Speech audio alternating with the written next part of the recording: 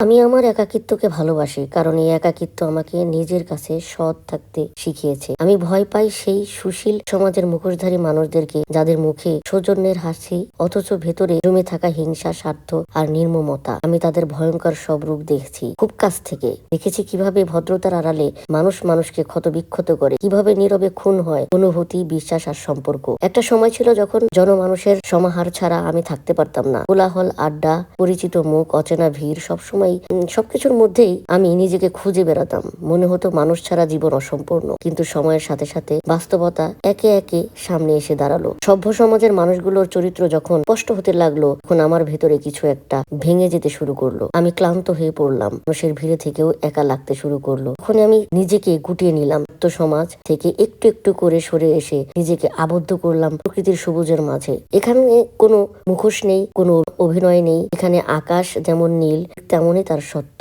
এখানে গাছ যেমন দাঁড়িয়ে থাকে শত বছরের অভিজ্ঞতা নিয়ে, তেমনি নিঃশব্দে শেখায় ধৈর্য আর স্থিরতা। আমি একা, একদম নিখাদ একাকিত্বের মাঝে নিজের সাথে নিজে সময় কাটাই, নিজের ভাবনার সাথে কথা বলি, নিজের নীরবতাকে শুনি। কিন্তু এই একাকিত্ব নিয়ে আমার মনে কোনো আফসোস নেই, কারণ আমি জানি এই একা থাকাটা শূন্যতা নয়, বরং পূর্ণতা। আমার কথা শোনার জন্য আছে আকাশ, আছে জঙ্গলের গাঢ় সবুজের সৌন্দর্য, আছে সদ্য জন্মানো ছোট্ট চারা গাছ, আবার আছে শত বছরের পুরনো গাছ। আর অনেক ঝড় দেখেছে, অনেক সময় পার করেছে। গাছগুলোর সাথে আমি গল্প করি। তারা মানুষের ভাষায় কথা বলে না, তবুও তাদের নীরবতা ভাষাতে আমাকে অনেক কিছু শিখিয়ে দেয়। আপনি প্রকৃতির কাছে নিজেকে পুরোপুরি ঢেলে না দেওয়া পর্যন্ত তাদের এই নীরবতার ভাষা বুঝবেন না। তারা আমাকে শোনায় কখনো ধৈর্যের গল্প, কখনো টিকে থাকার গল্প, কখনো আবার হারিয়ে না যাওয়ার। এই সবুজের ভেতরে দাঁড়িয়ে আমি আর কখনো নিজেকে একা মনে করি না, বরং মনে হয় আমি অবশেষে এমন এক জায়গায় এসেছি এখানে আমাকে কিছু প্রমাণ করতে হয় না। এখানে আমি যেমন ঠিক তেমনই থাকতে পারি। এখানে নীরবতাও কথা বলে, একাকিত্ব হয়ে ওঠে সবচেয়ে বিশ্বাসযোগ্য সঙ্গী।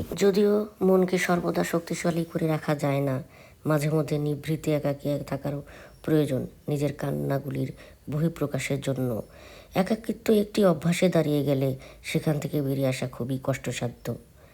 ভালোবাসা হলো এমন একটি মায়া, তুমি যত দূরে যাবে ততই কাছে টানবে, যত ভুলে যাবে ততই মনে পড়বে, আর যতটুকু হাসবে তার থেকে বেশি কাঁদবে।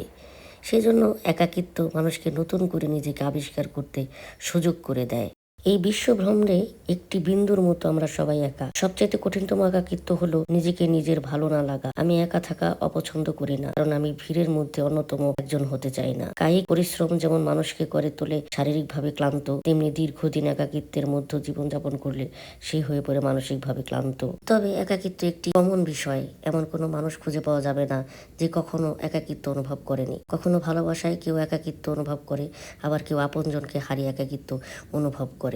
তবে কেউ একাকিত্বকে খুব সহজভাবে বরণ করে নেয় না, পরিস্থিতির কারণে একাকিত্বকে বেছে নিতে হয়। মন থেকে দোয়া করি একাকিত্ব রোগে যেন কাউকে ভুগতে না হয়। এই ধরনের বিষয়বস্তু নিয়ে আলোচনা যদি শুনতে চান বা কথিত গল্প যদি শুনতে চান, তাহলে আমাকে কমেন্টস করে জানাবেন। আর যদি নির্ধারিত কোনো বিষয় নিয়ে কেন্দ্র করে আপনারা কোনো কিছু দেখতে চান বা শুনতে চান, তাহলে আমাকে অবশ্যই কমেন্টস করে জানাবেন। ভিডিওটি ভালো লাগলে অবশ্যই লাইক, কমেন্ট, শেয়ার করে জানিয়ে দিবেন, অন্যদেরকে দেখার সুযোগ করে দিবেন। আজকের মতো এখানেই, ভালো থাকবেন।